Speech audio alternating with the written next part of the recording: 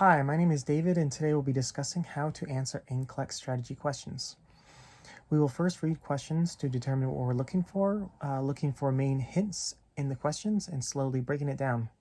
For example, the nurse is caring for a client that has metabolic acidosis secondary to acute renal failure. What is the client's response to this problem? Well, first, we look at what organ is affected. What organ is sick in metabolic acidosis? And it's the kidneys. And if the kidneys are affected, then the lungs are going to have to compensate for this.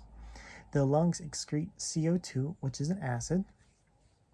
Knowing this, we look at the answers. For number one, it's going to be respiratory rate's going to blow off acid.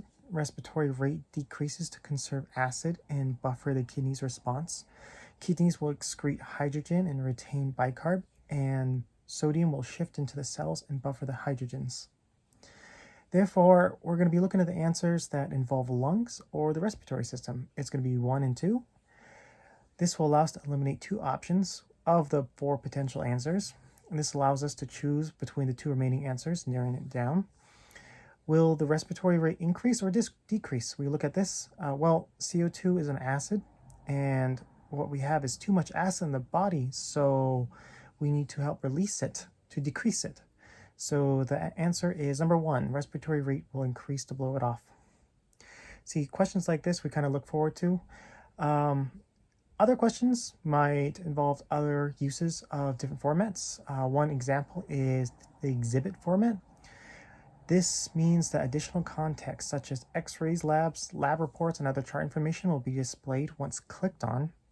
It's important to look out for this because you need it to answer the question, and the NCLEX will allow you to answer without clicking on the drop down. So in order to move forward, we want to look at these values, answer it appropriately, and then move on, because we can click the answer without clicking on the options that we have for us. Other examples are, for example, questions that deal with select all that apply. We're looking for individual answers that are true or false statements. In these kind of questions, we are reading each question as a standalone true or false statement as we slowly move down to potential options available to us, as we slowly reread the question and apply it to each question individually.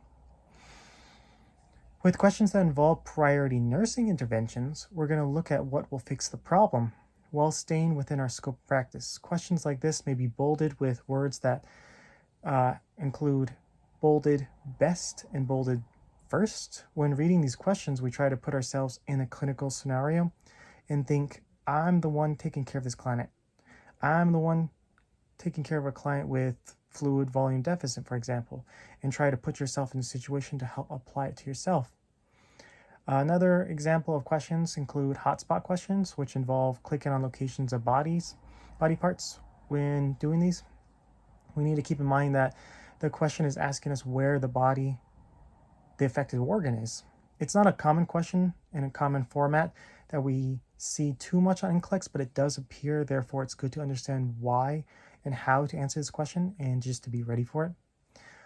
Lastly, we have just things to keep in mind when answering each individual question. As we move to each question, we try to assume the worst. Keep in mind that you're too weak on the job nurse when going to each question, and we will understand that when provided options, there are provider orders with each potential answer. So if it doesn't apply or we don't think too much into it, we just have to understand that provider orders are behind each question.